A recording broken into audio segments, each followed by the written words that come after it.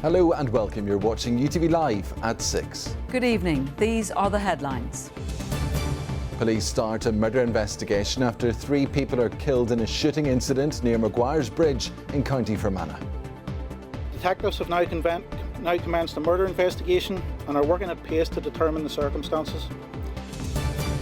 UTV gets exclusive access to Maghaberry Prison as the inmate population soars to new highs and contingency accommodation fills up. And the brother of Paul Thompson, murdered by loyalists in 1994, receives a personal apology from the PSNI over failures which could have prevented the killing. Also tonight. I'm at one of the biggest celebrations of Irish music and culture with the Ulster Fleadh well underway in Warrenpoint. And we have a few settled days of weather on the way. I'll have all of the details later in the programme.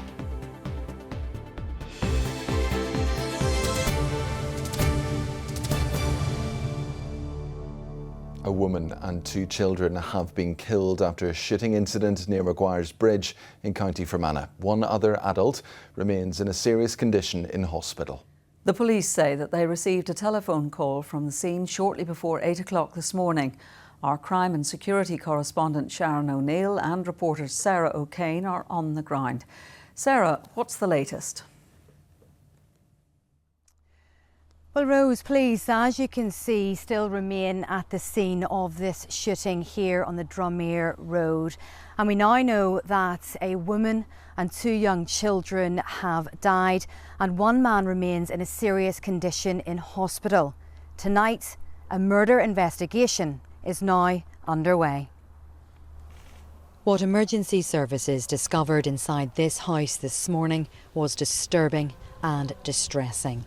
It's understood police responded to a call for help and arrived at the scene of the shooting just before 8:30. This afternoon, police confirmed 3 people have now died. A woman in her 40s and 2 children, a boy and a girl. 1 man remains in a serious condition in hospital. They are all from the same household. This was a very difficult scene for police to attend. So the incident was ongoing and it just happened prior to police attending. So as you can appreciate, it's a very harrowing scene for all involved. So not only police officers but colleagues in the ambulance service and family members. So without getting into detail, it's a very harrowing scene for anybody to attend. Detectives have now commenced a murder investigation and are working at pace to determine the circumstances. And I'm aware that this tragic event will have sent shockwaves of sadness throughout the community. This is a rural area on the outskirts of Maguire's Bridge in County Fermanagh. Officers spent the day at the scene on the Drumere Road. Police aren't looking for anyone else and say there is no risk to the public. Emergency services, including the air ambulance, rushed to the scene here at around 8:20 this morning. All efforts were made to save the lives of those found inside the property. Sadly, 2 people were pronounced dead at the scene. What has happened here has not just stunned this community, but this county. People are so shocked, stunned, upset, and really our thoughts are with the family right now who have had their lives completely and utterly turned upside down in a matter of hours. And obviously what has happened inside the property, it would have been horrendous for emergency services having to cope with. I do want to place on record tribute to the emergency services and the work that they carried out this morning and throughout today and will be ongoing. And that's why I plead for privacy at the scene from local people and ask that you just allow the police to carry out their work and their investigations going forward. This is something that is very rare here in Fermanagh. But unfortunately it has happened. We have to allow investigations to take place now. I'm totally heartbroken and shocked at such news this morning so early, and our thoughts and prayers are with the victims and their families and indeed the entire community of Maguire's Bridge. We are in a rural pocket of South East Fermanagh. We have a very tight-knit community here in Maguire's Bridge and in neighbouring villages as well. So I think everybody is in a state of shock and numbness at the minute. Police say one line of inquiry in the investigation is a domestic triple murder and attempted suicide. The horror of what happened here is hard to imagine. Maguire's Bridge is in mourning. Well, in a moment we will speak with our crime correspondent Sharon O'Neill, but of course there has been a lot of reaction to what has happened here. The Secretary of State Hilary Benn described it as absolutely distressing. Justice Minister Naomi Long is urging anyone not to speculate, especially online, and the Health Minister Mike Nesbitt has commended the first responders and everyone who tried to help. He has suggested that anyone who may need help and assistance to ask for it. But with me is our crime correspondent Sharon O'Neill. Look, we know this is a big police investigation, but it very much is at its early stages. Certainly is, Sarah. Dozens of officers are working on this very fast-moving and fluid investigation, trying to piece together exactly what happened inside that house first thing this morning, and the Chief Constable John Boucher is constantly being updated on those developments. And a few things for you. We know that 4 members of the same family were involved in some way. We know 3 victims of the same family were murdered. We understand, sources have told us, that 2 of the children were in their teens now. As I said, very fast moving investigation. We know a gun was used. Police have not publicly said anything about that, but they probably do know by this stage whether it was a legally held firearm or not. But the sole survivor of this shooting, a man who's seriously ill in hospital, will perhaps hold the key to everything.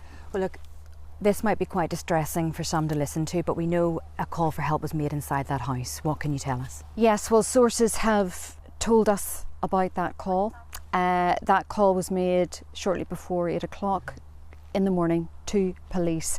Nothing was said in that phone call. The phone call was made from the house by someone inside that house. There was a lot of background noise, and that's what made police come to this house and sparked what is now a major crime scene. And some sobering and scary information for you tonight. Since 2020, 29 women and children had been murdered. Sadly, another woman and 2 children have been added to that grim list tonight. Well, thank you, Sharon. And of course, it will be, everyone's thoughts will be with the family at the hearts of this tragedy, because this is something that is extremely difficult to come to terms with. Sarah O'Kane, thank you.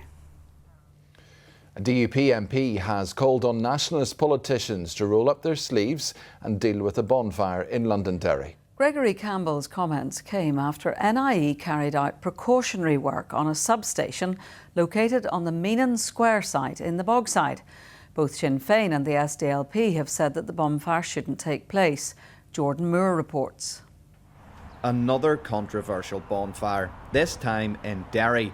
The site in the Meenan Square area of the Bogside has fuelled safety concerns after one man was taken to hospital following a fall. Northern Ireland Electricity also carried out work on a substation on the site to, as it says, mitigate against potential risk of heat damage. We're asking for nationalists and Sinn Féin representatives, get involved, roll your sleeves up and get out there and defuse the situation. While they were unavailable to speak to us, in a statement, Sinn Féin MLA Ciara Ferguson said there is no place for these bonfires in our society which attract antisocial behaviour and threaten the health and well-being of local residents. The site is managed by Apex Housing, which has delayed work on a development because it cannot find a contractor to remove the bonfire materials. SDLP MLA Mark Durkin says the failure to progress the project is partly to blame for the current situation.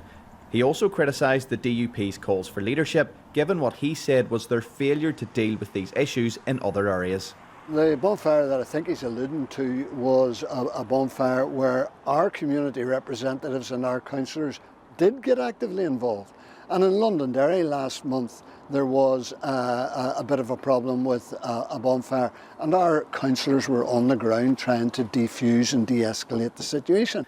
Family events are taking place in the city throughout August. Politicians and community workers hope people will attend them instead. Jordan Moore, UTV Live, Derry. Hundreds of inmates are in previously mothballed accommodation blocks. 40% of prisoners are sharing cells, and skills and education sessions have been cancelled. Well, these are just some of the problems facing Maghaberry prison as the population there reaches a new high of almost 1,500. The challenges fall on the plate of the new governor at Northern Ireland's high security prison. Sarah McCarran has been speaking to Tracy McGrath in her first broadcast interview. Inmate numbers keep reaching record highs here at Maghaberry, but the management says it's not overcrowded because they'll keep finding the space. These almost 40-year-old blocks, once retired into cold storage, now host over 300 prisoners again. It's hard to say when the places would all be maxed out, as the number of inmates fluctuates day by day. Just to give you an idea of how quickly things can change, there are 36 unoccupied cells remaining here in the once mothballed Red Square. But just yesterday, I'm told that there were 24 committals to Maghaberry prison. So what happens if the remaining empty cells are all taken? We would simply add some more doubling up spaces. This morning there are 558 men in custody who are doubled up, and that's not ideal, but if we had to, we would increase that number. What's their feedback to being doubled up? Sometimes it's not positive. It is a risk assessed process, and we do everything we can to make sure that that is as easy a process for people as possible. Some people are used to it, they've been in custody before, some find it actually comforting. But yes, not ideal and not something that I would like to increase, but if I have to, then I have no option, because I can't tell the courts I can't take anybody more. There has been a major recruitment drive and 68 new officers have joined the service this month. But lately the staff to inmate ratio has meant some gym and education slots were cancelled, and workers have alleged tension as a result. And it's not always possible to run all the programmes and activities that I would like to. This is not ideal. An increased prison population is a challenge, and sometimes I just have to prioritise safe, decent, secure confinement. And if that's what we focus on, then I'm happy to accept that we can't always deliver everything. I personally am not picking up on tension. We do have incidents, yes, we do, absolutely. We're a custodial environment and an operational environment. We do have incidents, but those are generally an exception.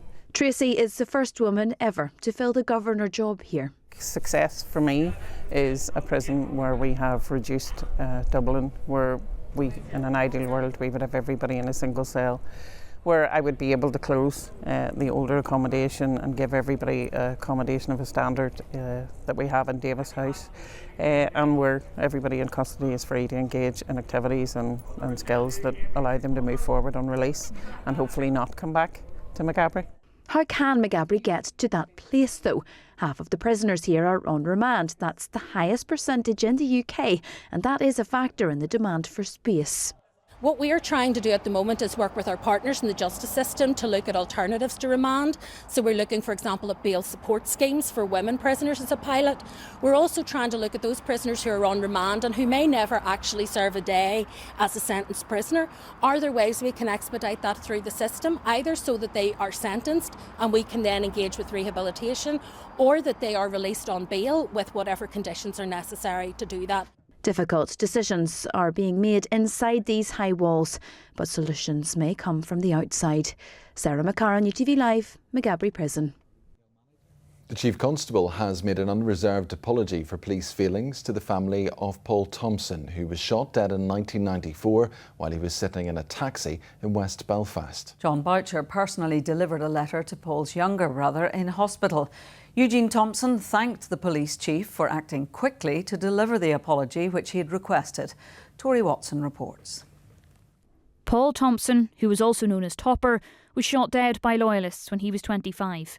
His murder took place on the evening of the 27th of April 1994, while he was sitting in a taxi on Springfield Park. For over 3 decades, his family has pursued truth and justice, believing that the case involved state collusion. Earlier this year, the Secretary of State appealed a ruling by a coroner who had intended to release some intelligence information related to the killing. The Supreme Court has yet to issue a judgment, but this week, a development. Around a week ago, Eugene formally asked the PSNI for an apology, and they've turned that round really quickly. They've gathered their own internal information and they've provided him with an apology, and it was also very good that the Chief Constable himself came down to deliver the apology, to meet with Eugene and deliver that apology in person. There's quite a lot of significant information within the apology.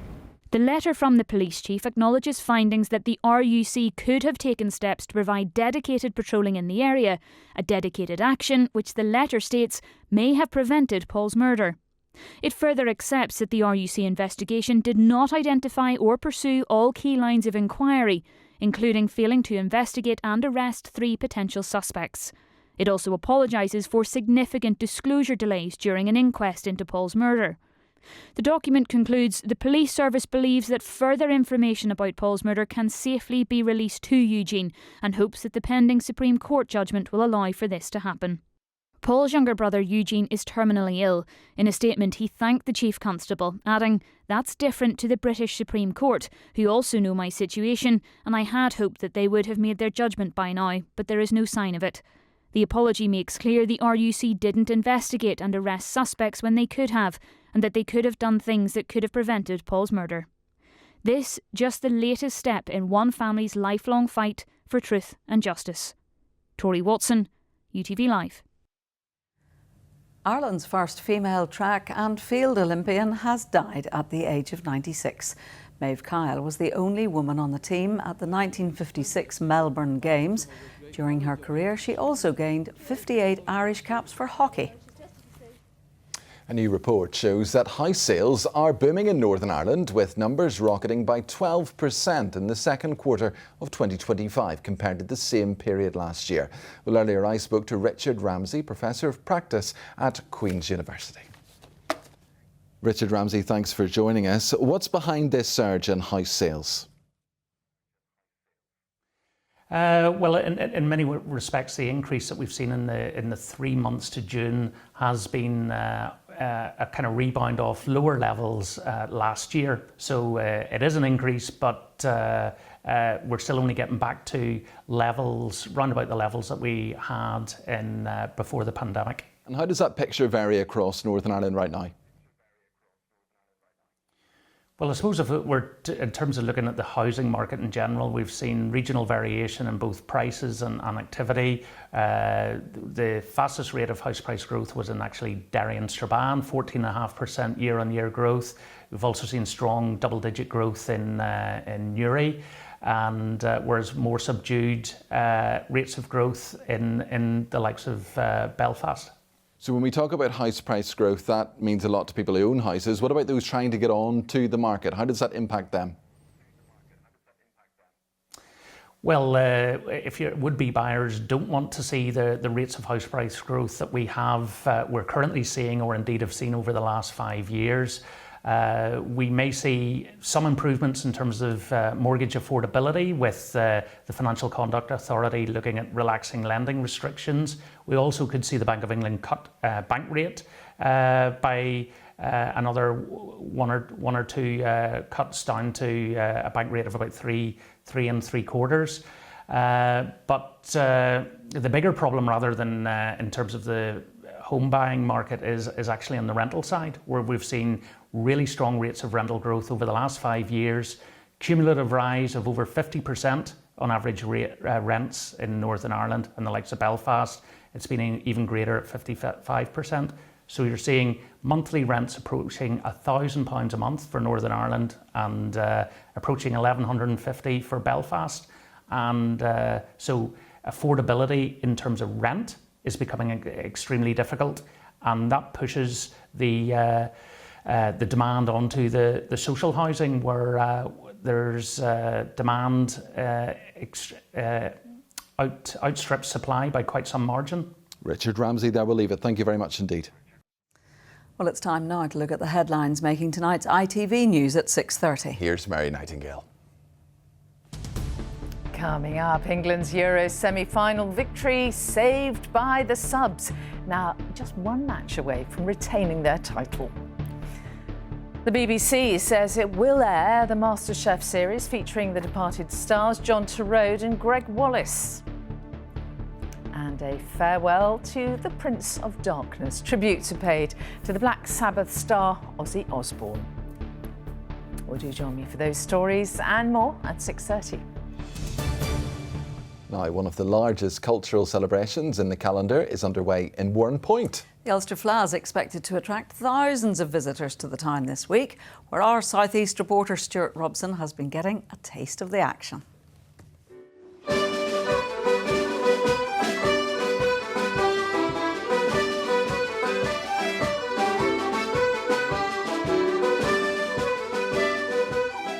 The spotlight is shining on the stars of the future, in song and in dance. The Ulster Fleadh is in full flow, with fiddles and flutes, dancers and drums on display. There's street sessions, there's arts and crafts, there's literary sessions, poetry, authors coming in, whatnot, comedy evenings. It's the whole celebration of the arts all the way around. A lot of it, obviously, is very highly structured with the competitions, etc., but a lot of it is very, very spontaneous. People will wander in for a coffee to a pub in the morning, 10 o'clock.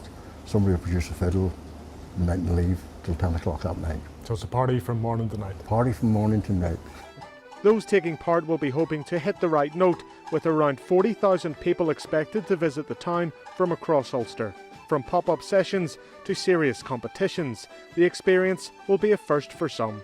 Our age range between 9 and 12, so they're in the under 12 competition, and they've learned 2 dances and they're going to perform them in the Fleadh on Friday. We're hoping to enjoy our day. We'll have plenty of crack and plenty of fun, and we'll see, hopefully we'll bring home a few medals as well. The 12 to 15 age category, so a lot of them have only moved up from under 12. I was taking the under 12 Kilibon last year, and so I've been sort of growing up with this bunch of musicians as well, where they've been moving up from under 12. The oldest we have is 15, and then I think we even has one as young as 9. This is my first time dancing in this competition. So. What do you love so much about it? Just dancing and my friends being there, and it's very fun. I'm actually very excited because it's our my second time in the Ulster, and I feel like we'll be better than last year because we're a year older. The county colours are flying ahead of this weekend's finals at St Mark's High School, with thousands of competitors in music and dance set to take part. The All-Ireland Fleadh will be coming to Belfast for the very first time in 2026. This week's competition is being seen as a warm-up in Warrenpoint before the biggest celebration in the traditional calendar next year. Practice and preparations are well underway. Stuart Robson, UTV Live, Warrenpoint. It's that time of year again when we need your help to find an amazing local fundraiser to represent UTV at the star-studded Daily Mirror Pride of Britain Awards in London. Yes, if you know someone who goes the extra mile for a special cause and makes a real difference in their community, we want to hear from you. Here are the details.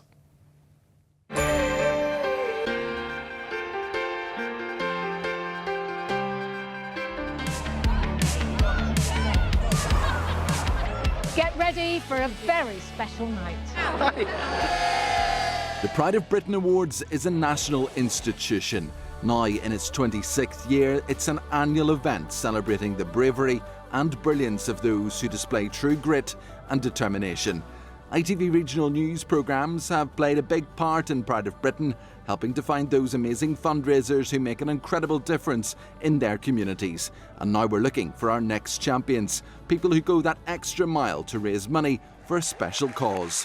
You can nominate an individual or a group of people, and with a special insight into what we're looking for, here's one of the Pride of Britain judges, ITV's very own Ben Shepherd. I think the things that are hugely important is finding someone who is absolutely invested in their community, that has gone above and beyond for the people around them, without doubt has put themselves in a position where they've created an extraordinary movement with the charity endeavour that they've done, and really just because they have a huge passion for the people around them, the community they live in, they have done everything they can to try and change the lives of those people that they live alongside. So do you know someone who fits the bill and deserves recognition? All you have to do to nominate them is to go to itv.com/Pride of Britain. That's all one word. Nominations are now open and close at 11:59 p.m. on Sunday the 10th of August. A full list of terms and conditions can be found at itv.com. So get your entries in. Now, The weather's been pretty great the last few days. What's the weather going to look like? Well, Louise has the weather forecast. Bringing the warm sunshine outside, inside. UTV weather, sponsored by the Grant Arona Heat Pump. Hello there, good evening. We had plenty of cloud around today and 1 or 2 light patchy showers in places. It is an improving picture over the next couple of days. We have a brief ridge of high pressure building in overnight tonight, so we could see some bright and sunny spells developing tomorrow afternoon, but always the slight chance of 1 or 2 showers as we move towards the weekend. That brief ridge will start to build in overnight tonight, keeping things largely fine, dry and settled through tomorrow. We have a weak frontal system pushing in from the Atlantic over the next few days, bringing a few scattered showers, but on the westerly flow it should move through fairly quickly. Any showers this evening will start to die out as we move towards the latter part of the day. In the overnight period we could have some patchy cloud in places, but where we have clear skies, some mist and fog patches will form as we move through the early hours. Temperature staying on the relatively mild side, holding up between 11 and 14 degrees Celsius. So a mild start tomorrow morning, then any cloud will lift and clear, some bright and sunny spells developing. As we move through the morning into the afternoon, we'll see some patchy fair weather cloud bubbling up, pushing in from the west. Winds staying on the light side, so feeling warm and pleasant in any brighter breaks. Top temperature of 21, possibly 22 degrees Celsius. Across the rest of Ireland, it's a largely dry day, some bright sunny spells, patchy cloud into the afternoon with light winds. Temperatures will reach highs of 22 degrees Celsius, but into the evening that front will start to push in across the southwest. The winds will pick up and it will become cloudier in the overnight period. Quite cloudy through Friday as the front arrives in. Temperatures around average for this time of year. Cloudy again on Saturday with 1 or 2 brighter breaks and the odd shower in places, but we could have some rain on Sunday, but keep an eye on the forecast for further details. Bye-bye. UTV weather, sponsored by the Grant Arona R290 heat pump. That's the very latest news this Wednesday, the 23rd of July. Paul will be back with our late bulletin at the usual time of 10:30. Yes, hope you can join me then. The ITV News continues now with Mary Nightingale, but from Rose, me and everyone here at UTV, have a very good evening. Good evening.